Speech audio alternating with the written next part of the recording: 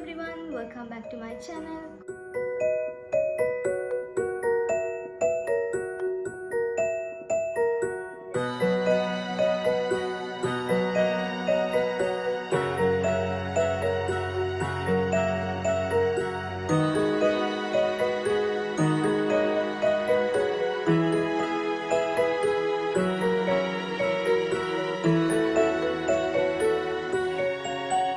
Hey everyone, welcome back to my channel. කොහොමද?